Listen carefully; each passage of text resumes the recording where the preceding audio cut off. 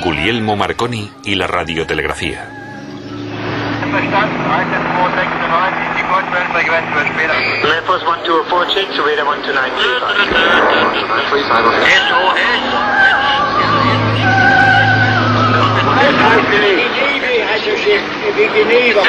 radar 129.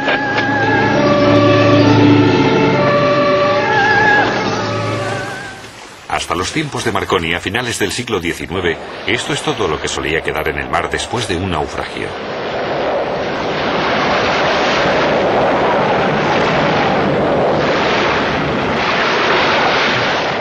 En el espacio había calma absoluta.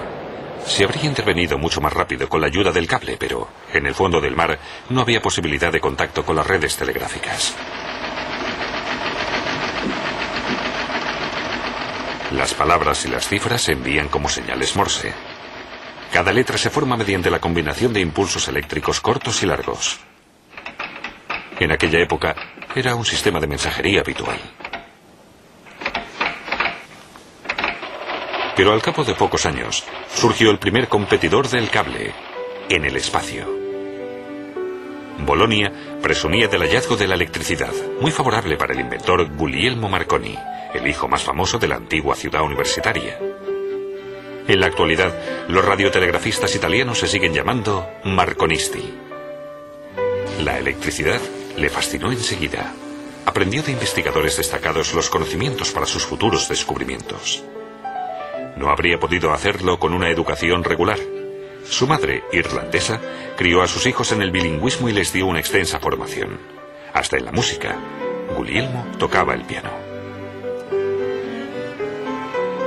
Pero cuando un día de vacaciones a los 20 años leyó un artículo sobre las pruebas del físico alemán Heinrich Hertz, se marcó un objetivo profesional claro: transmitir mensajes mediante ondas electromagnéticas.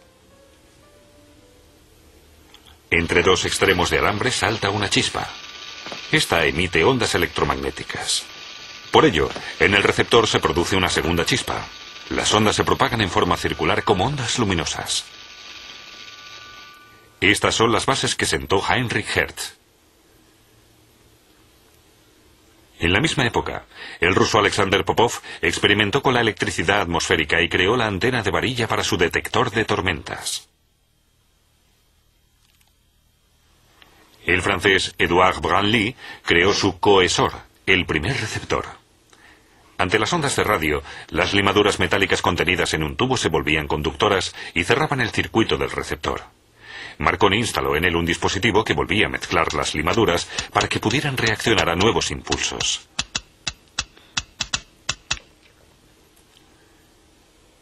Firme en su objetivo, se encerró a trabajar en la planta superior de la casa de sus padres.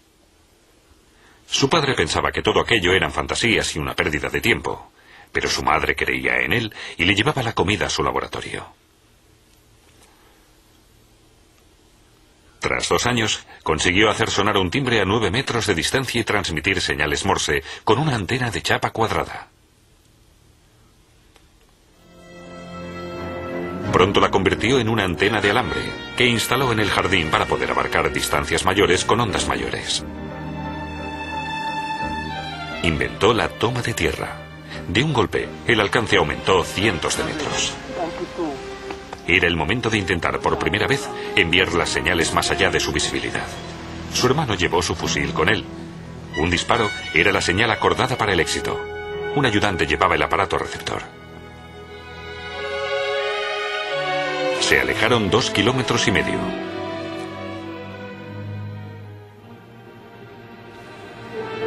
Sobre la mesa, todos los aparatos requeridos: un teclado Morse, esferas de Hertz, un inductor de tensión y una batería.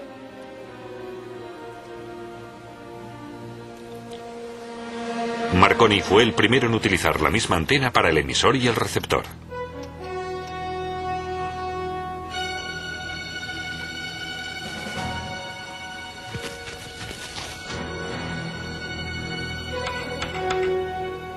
Con el teclado Morse envió 3 señales cortas que produjeron 3 pequeñas chispas que, a su vez, produjeron las ondas.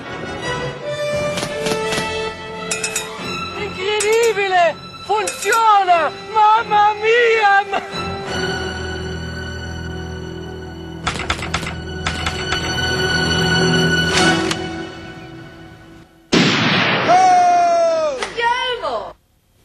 todo un éxito. Sus señales atravesaban bosques, paredes, niebla, noche, mares y montañas. Invisibles, misteriosas. Desde entonces, sus pruebas pudieron explicar un fenómeno que se escapaba a los sentidos del hombre. La energía agitaba los electrones en la antena y ellos producían las ondas de emisión. Italia no mostró ningún interés. Fue Inglaterra la que se lanzó a aprovechar las grandes posibilidades del descubrimiento para sus flotas. Ni siquiera los escépticos ingenieros pudieron encontrar el truco. Con antenas sujetas con cometas, Marconi superó casi 15 kilómetros de agua y transmitió el primer radiotelegrama. El rey de Italia, interesado en él de repente, se empeñó en ver al rey de las ondas de 24 años. Después de su visita, sus aparatos se empezaron a instalar en los buques de guerra italianos.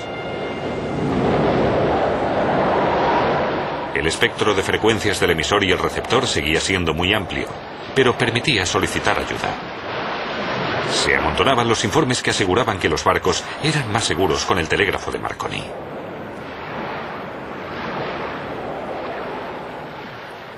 Ahí es donde surgió el problema más grave: filtrar un mensaje concreto a través de la lluvia de ondas. Con constantes mejoras en el aparato receptor, que posibilitaron un ajuste de la frecuencia más preciso, el emisor y el receptor pudieron trabajar de una forma más fiable.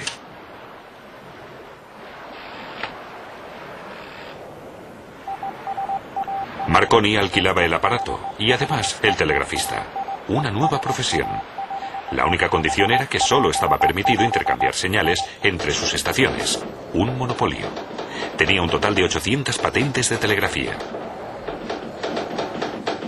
La primera búsqueda por radio de la historia sirvió para detener al Dr. Crippen, un asesino, cuando escapaba a América en barco.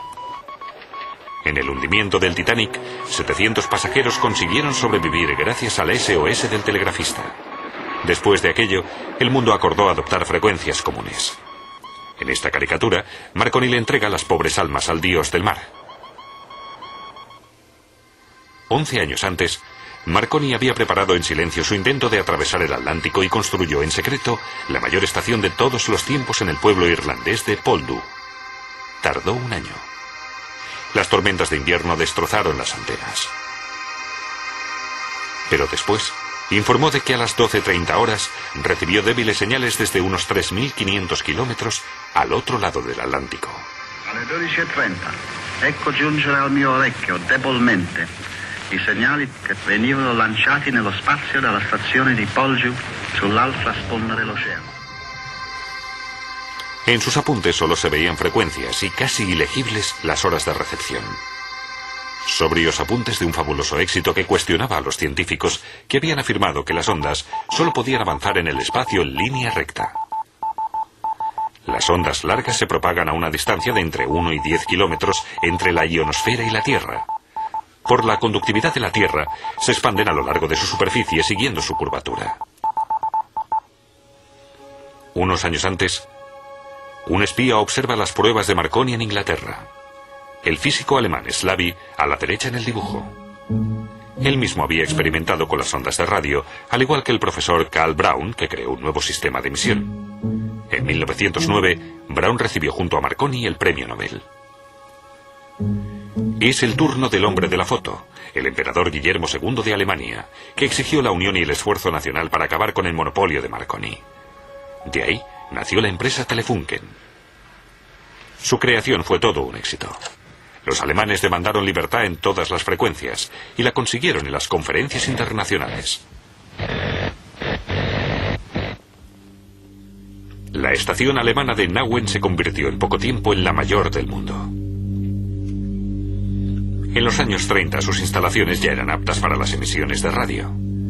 Para ello, era necesario realizar complicadas modulaciones de voz y música en las ondas emisoras y portadoras. Lo que permitió hacerlo fue la invención del diodo, y poco después del tríodo, niveles básicos del transistor. El primero se lo debemos al profesor inglés Fleming y partió de la bombilla. Por su mala audición, Fleming quiso hacer visibles las señales electromagnéticas. Para ello, se basó en el principio de la amplificación de corriente y la demodulación. Marconi introdujo enseguida los diodos o tubos de vacío. Fue uno de los fundadores de la BBC. Un fragmento de la primera emisión con la soprano Nelly Melba.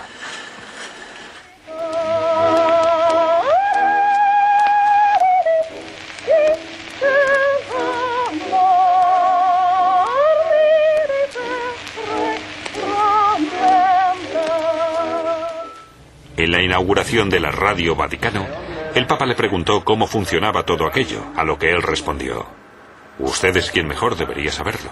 Está más cerca de Dios. Yo no lo sé.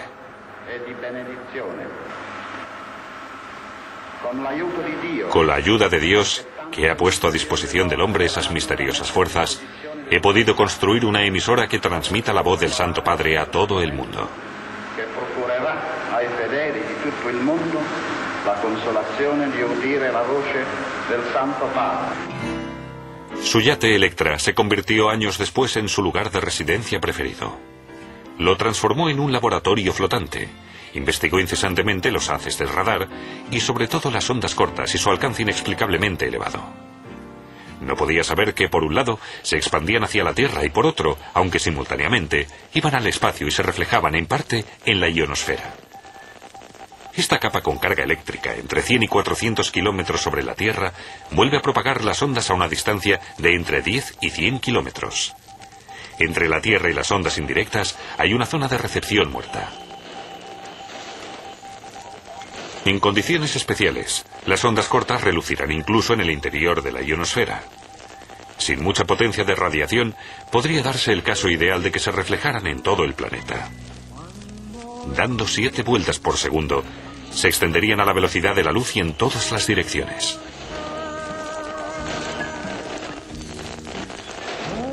Así se hizo posible su visión de una red universal de estaciones de radio. Marconi encarnó el ideal de investigador, que tiene por objetivo el dominio de la naturaleza, aunque controlando el progreso de la humanidad. No tenía pretensiones políticas, solo buscaba un uso práctico. Esa fue su mayor fuerza y su mayor debilidad.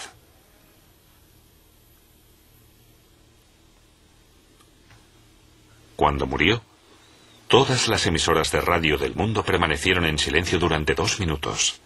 El espacio vivió un momento de silencio tan largo como los anteriores a Marconi. 10 años después nació el transistor, el precursor de la electrónica moderna. Desde hace mucho tiempo, el procedimiento físico de la chispa se ha perdido en el espacio. Podemos contactar con cualquier barco de cualquier rincón del mundo vía satélite. La predicción meteorológica, el teléfono, la televisión, la radio, el telefax, son servicios públicos o privados, todos de la misma época. Las ondas extremadamente cortas de los radares se mueven en campos inferiores a 1 centímetro y reflejan también todo objeto metálico que se pueden calcular con exactitud su distancia y dirección. Así, se evitan colisiones incluso de noche o con niebla. Las ondas medias y largas se van reemplazando lentamente. Las ondas ultracortas las han ido sustituyendo sobre todo en las emisiones de música. Las ondas cortas se limitan a las emisiones de radioaficionados. La red de comunicación mundial ha permitido un pensamiento globalizado. Es la base del comercio internacional, la bolsa, las relaciones. Pero el tráfico de información no es siempre positivo. El contenido de las noticias a menudo es falso y engañoso. Hunde a mucha gente, igual que las tormentas hundían antiguamente los barcos. Nuestro futuro está en los satélites y las radiotransmisiones. Microondas dirigidas por antenas parabólicas. El cable del espacio.